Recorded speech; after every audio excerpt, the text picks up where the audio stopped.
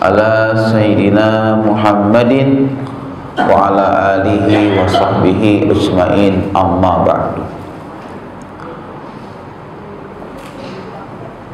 Rabbi shrah li sadri wa yassir li amri wahlul 'uqdatam min lisani yafqahu qawli. Allahumma anfa'na bima 'allamtana wa 'allimna ma yanfa'una wa zidna ilman nafi'a.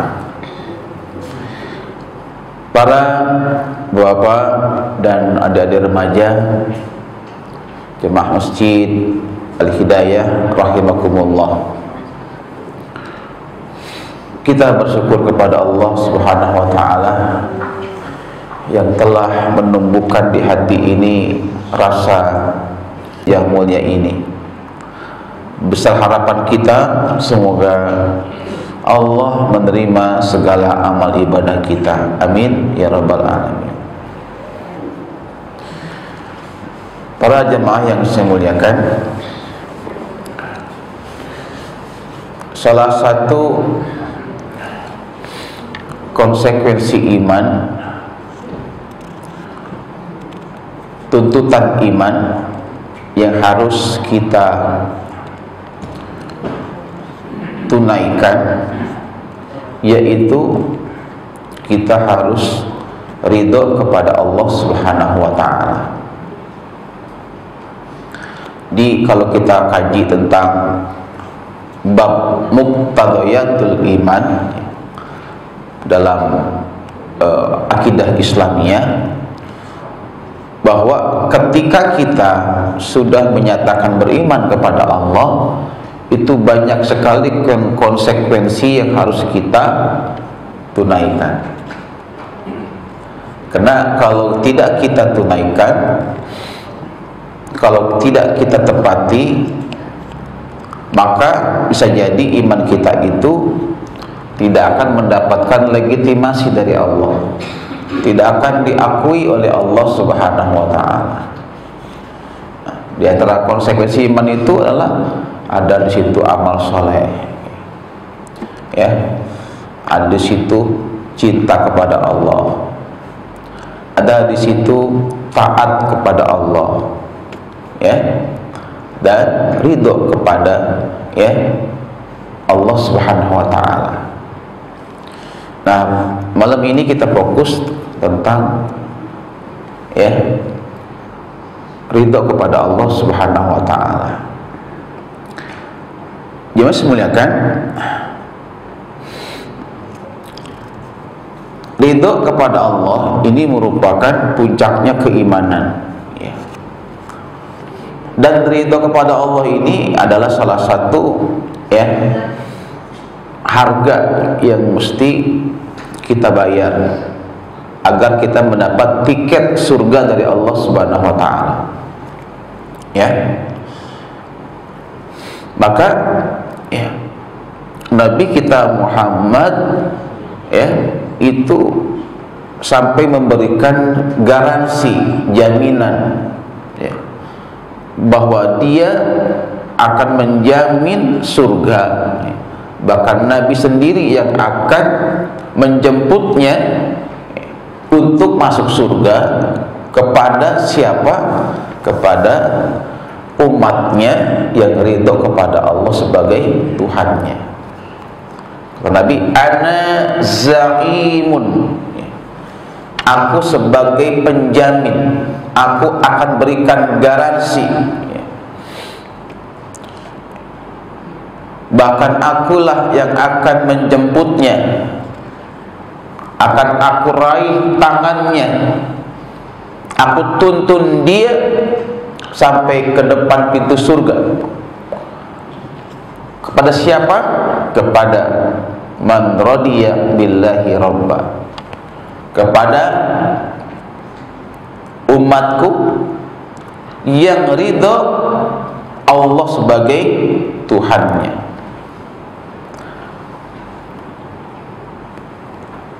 Wabil islami dina, dan dia juga ridho Islam sebagai agamanya.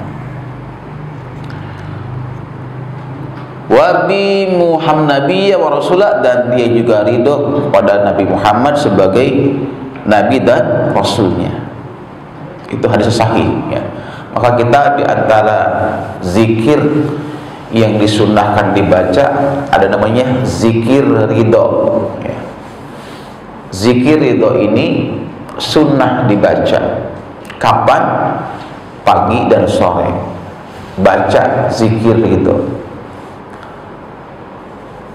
Apa zikirnya? Itu raditu billahi rabba wa bil islami dina wa bi muhammadin nabiyya wa rasulah.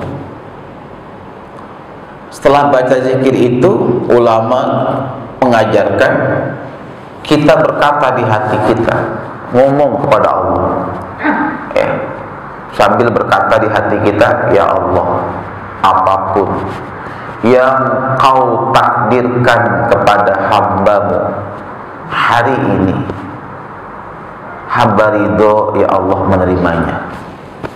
Itu Pak, itu namanya zikir ridho ya. Pernah nggak ngamalin Pak? Halo? Pernah ngamalin zikir ridho? Belum? Pernah? Tiap hari, subhanallah. Di tiap hari habis subuh sunnah 3 kali, sore pada asar atau pada maghrib 3 kali baca raditu billahi rabba wa bil islami dina sampai selesai. Setelah itu ya, hati kita bicara, ya Allah, apapun yang kau takdirkan kepada hambamu hari ini, hamba ridho, ya Allah menerimanya. Itu namanya zikir ridho. Dan kalau dia memang konsisten dengan zikirnya itu dan dia menerima konsekuensinya, dijamin surga. Nah, ini keutamaannya, keutamaan daripada ridho kepada Allah ya. Kalau kita ridho kepada Allah, itu keutamaannya pertama dijamin masuk surga. Tapi bukan hanya kita ucapkan di bibir, karena ketika kita mengucapkan raditu billahi rabba, aku ridho Allah sebagai Tuhanku, maka di situ kita harus siap ya, menerima apapun takdir dari Allah, taslim, tunduk patuh dengan hukumnya, dengan syariahnya. Jadi kalau orang pagi zikir raditu billahi rabba, tapi dia nggak patuh dengan hukum-hukum Allah, dia nggak patuh dengan syariat Allah, itu berarti cuma qomat kamit doang ya. Zikirnya dusta berarti ya. Ada nggak orang Islam itu yang menentang hukum Allah, menolak syariatnya? Ada nggak? Bukan ada, banyak Pak, pun ada ya. Contohnya apa? Ada orang ya, yang menolak syariah poligami, banyak gak? Banyak. Bukan cuma wanita, bahkan laki-laki pun ada. Kalau wanita mungkin kita maklum karena dia menggunakan perasaannya. Laki-laki kan nggak bukan perasaan, dia pakai logika berpikirnya. Bahwa semua syariah Allah itu hak benar, bahwa semua syariah Allah itu baik, nggak ada yang nggak baik, semua baik. Nikah baik nggak? Baik nggak Pak? Nikah lagi baik nggak? Bener nih. Iya, Masya Allah itu. Jadi kalau ada orang itu, maaf ya, nyinyir ya. Ada orang nikah lagi, kita nyinyir ngomongnya, rumah ngontrak aja pakai poligami, belagu amat, pikiran selangkangan doang gitu. Ngomong kayak gitu ya, itu termasuk orang yang gak beres tuh keimanannya Ya, poligami itu nggak ada hubungannya dengan masalah rumah ngontrak atau rumah itu nyewa atau rumah sendiri, nggak ada hubungannya. Poligami itu bukan untuk orang yang mampu, tapi yang mau. Betul nggak? Betul nggak? Betul, yang mau. Gitu. Nah, begitu. Jadi kalau ada orang mengucapkan raditu billahi robba, aku ridho Allah sebagai Tuhanku, dia harus ridho dengan takdir Allah. Ya. Berarti kalau dia sebagai seorang istri, dia harus ridho ketika suaminya itu menikah lagi, misalkan, dia harus ridho.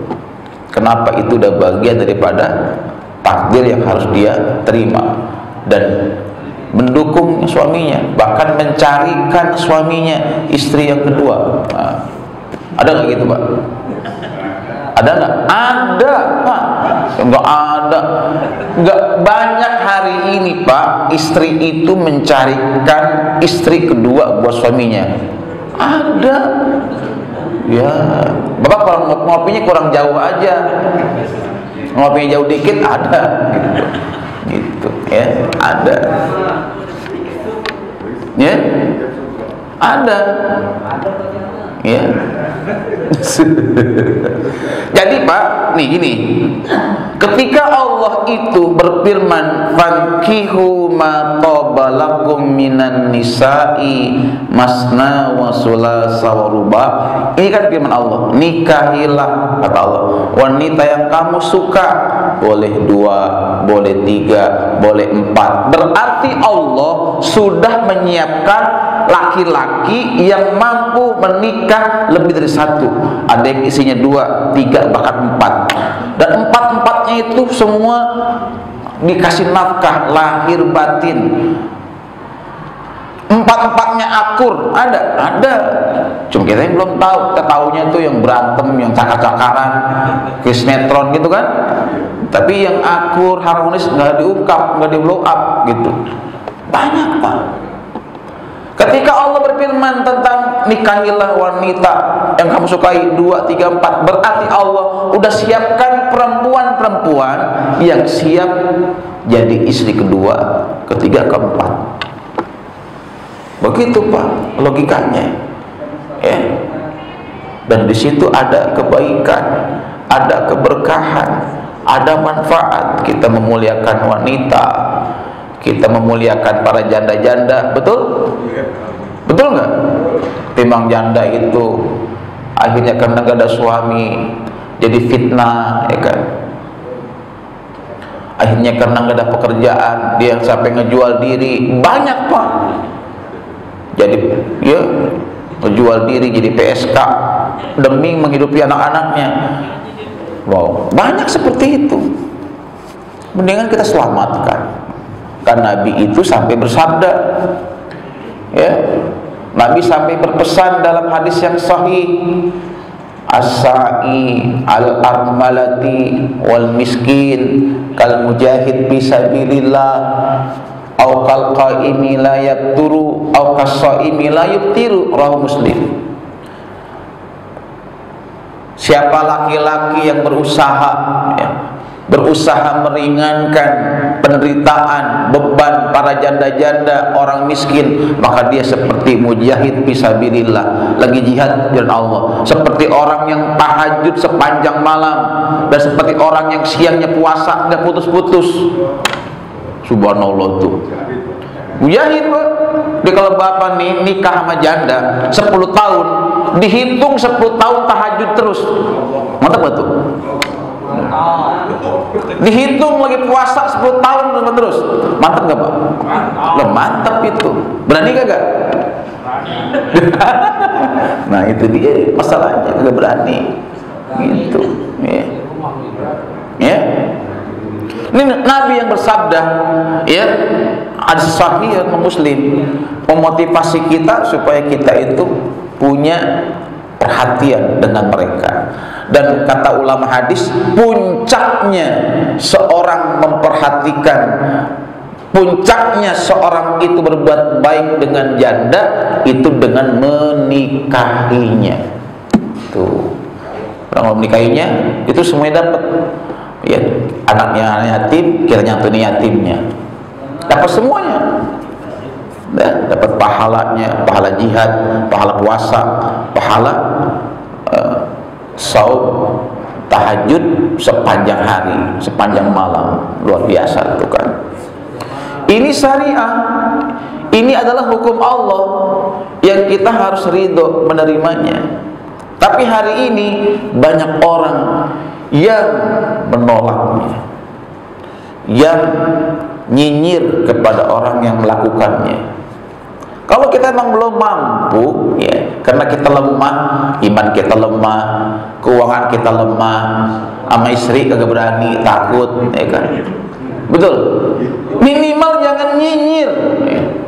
Jangan ngomong negatif kepada orang yang sudah melakukannya, meskipun barangkali belum ideal, belum betul-betul sesuai yang kita inginkan, ya. Seperti jemaah sekalian.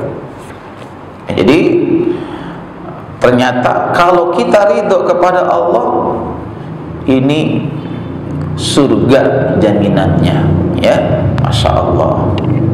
Yang kedua nih, ya, kenapa kita mesti ridho kepada Allah? Apa keutamaannya? Yang kedua, orang yang ridho kepada Allah itu Allah akan tumbuhkan di hatinya manisnya keimanan.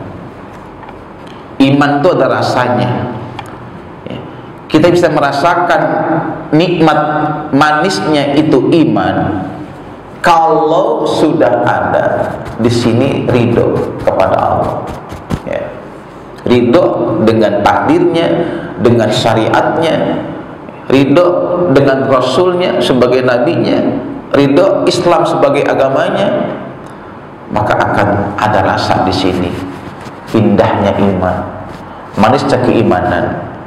Dan ini dituangkan dalam sabda Nabi yang sahih, ya, kata Muslim, zaqa ta'mal iman, kata Nabi, telah merasakan manisnya keimanan.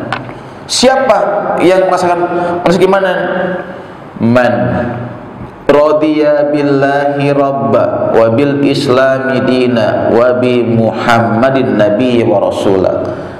Itu orang yang sudah ridho Allah sebagai Tuhannya, Islam sebagai dinnya, dan Muhammad sebagai nabi dan rasulnya. Tuh, ya. Kalau kita ridho kepada Allah sebagai Tuhan kita, kita mesti ridho dengan takdirnya, ridho dengan hukum-hukumnya. Kalau kita ridho dengan Islam sebagai agama kita, kita harus cinta dengan agama kita, membela agama kita, mensiarkan agama kita, mempelajari, mengamalkan sampai kita menjadi muslim yang kafah. Itu ridho kepada Islam. Allah kita ridho kepada Nabi Muhammad sebagai Rasul kita, konsekuensi kita harus mencintainya, hidupkan sunnah-sunnahnya. Kita harus membelanya kalau beliau, ya, dihina. Kita harus mendakwahkan agamanya, mencintai sahabat-sahabatnya, keluarganya, dan selawat kepadanya. Itu konsekuensi ridho kepada Nabi Muhammad sebagai Rasul kita, Nabi kita, ya.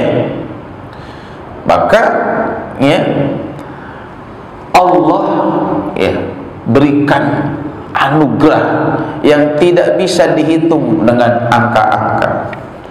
Ya, kalau rumah ada harganya sekian miliar, mobil mewah ada harganya sekian miliar, tapi kalau namanya manisnya iman, itu nggak bisa dihitung dengan uang, Pak.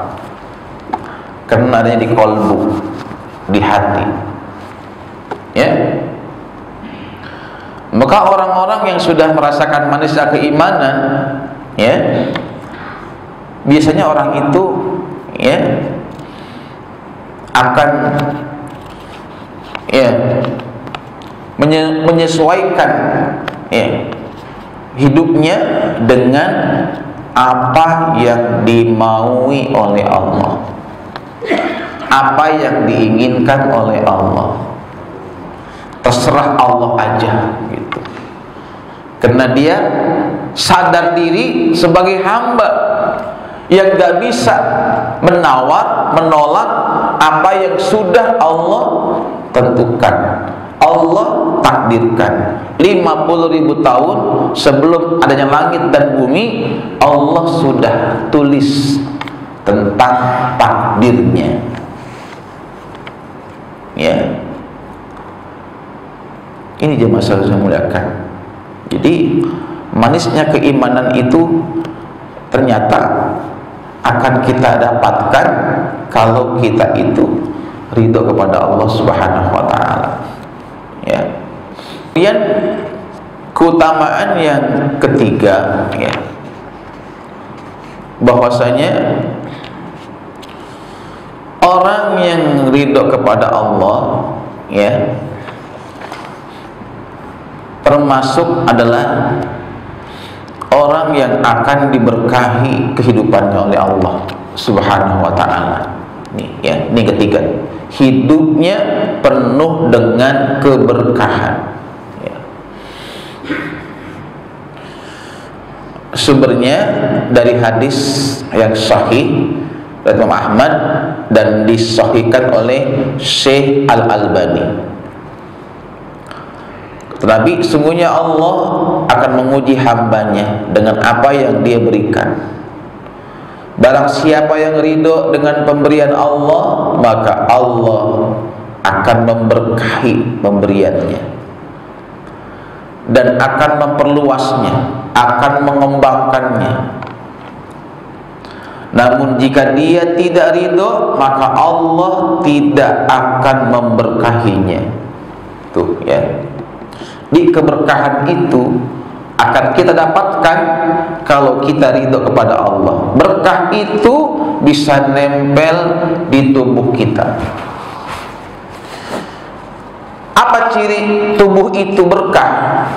Ketika tubuh kita ini, ya, ringan diajak taat sama Allah.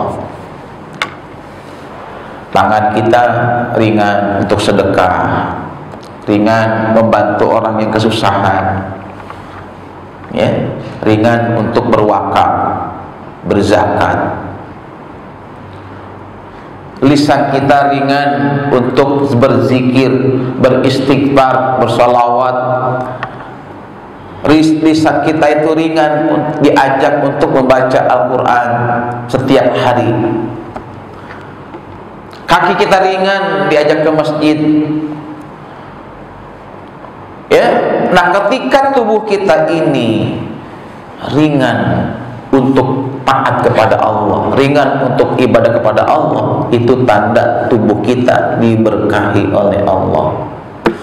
Sebaliknya nih, manakala tubuh kita ini berat betul untuk taat sama Allah, tangan begitu berat untuk sedekah gitu, ya, lisan juga berat betul untuk berzikir, baca Quran, kaki berat melangkah ke majelis ilmu, berat untuk ke masjid, berat untuk tahajud di malam hari. Nah, itu tanda-tanda bahwa tubuh kita ini gak diberkahi Allah Subhanahu wa taala. Ya. Dan bisa jadi dosa-dosa itulah yang membelenggu, dosa-dosa yang melekat di tubuh kita itulah yang menjadi penghalang untuk kita berbuat baik, untuk kita, ya, mentaati Allah Subhanahu wa taala. Ya. Mohon maaf nih, kalau kita terhalang baca Quran, Quran itu di masjid begitu banyak, ya. Di rumah ada Quran, di handphone kita ada Quran digital, tapi kita nggak sehari itu nggak pernah baca Quran. Bukan karena kita nggak punya waktu, bukan karena kita sibuk ngurusin ini ngurusin itu, bukan karena kita banyak bisnisnya, bukan itu yang menghalangi kita untuk nggak baca Quran. tapi karena memang dosa-dosa yang melekat di diri kita, itulah yang menjadi penghalang kita untuk tidak bisa baca Quran hari itu, ya. Nah, maka jemaah saya yang muliakan, mari sama-sama jadikan materi ini sebagai bahan renungan muhasabah. Kira-kira Allah itu ridho enggak sama kita, ya? Gitu.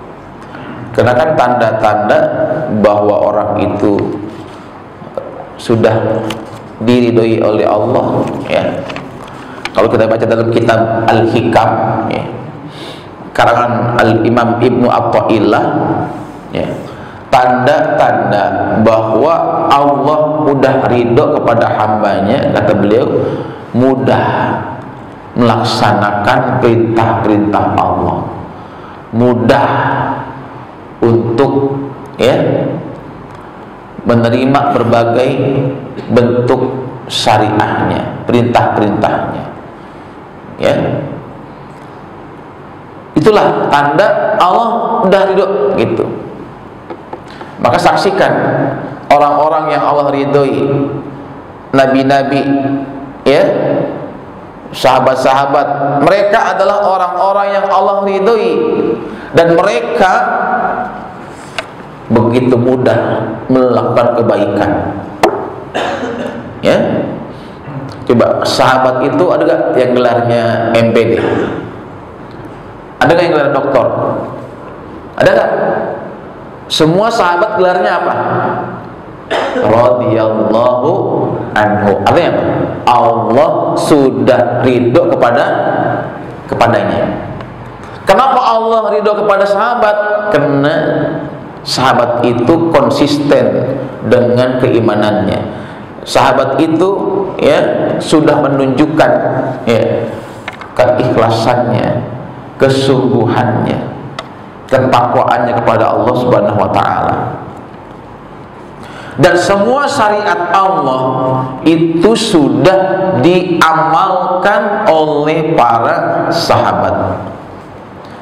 Bahkan syariat yang mesti mengorbankan nyawa sekalipun mereka sudah kerjakan. Itu syariat jihad fisabilillah. Mereka sudah tunaikan. Banyak di antara sahabat itu yang mereka gugur di medan perang karena melaksanakan perintah Allah, yaitu jihad. Karena jihad itu kewajibannya sama dengan kewajiban puasa, sholat, zakat, ya. Perintah jihad itu sama-sama pakai kutiba. Puasa kutiba alaikumusiyam, jihad kutiba alaikumul qital, diwajibkan kamu berperang, berjihad, ya. Mereka rela dihukum dengan hukum Allah, dipotong tangannya, dikisos kalau mencuri, dirajam ketika berzina. Mereka datang minta dirajam. Bayangin coba.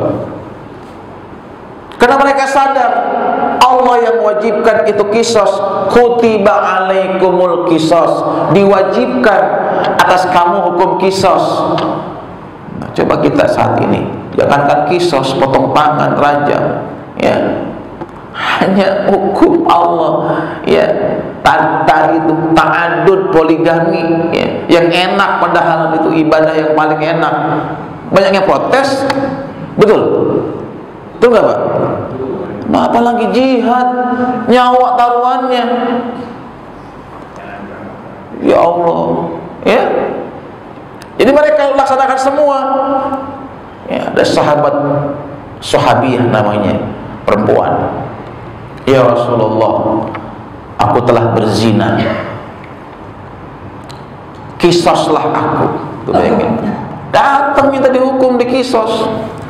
Nabi bilang, barangkali kamu ini, ya, berdusta, berbohong kepadaku. Enggak, benar Rasulullah, aku berzina. Baik, tunggu, ya. Kalau kau berzina, ya, tunggu sampai kamu, ya, hamil. Udah hamil, Datang lagi, ya Rasulullah, nih saya sudah hamil, berzina, nih saya udah hamil, saya dari hamil dari zina, hukum saya. Tunggu sampai anakmu lahir.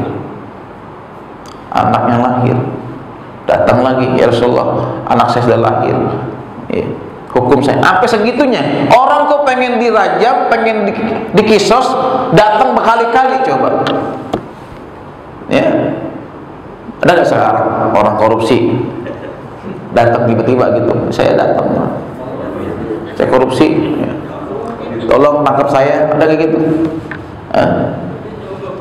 Ya, justru supaya bebas disogok, disuap jaksanya, ya enggak?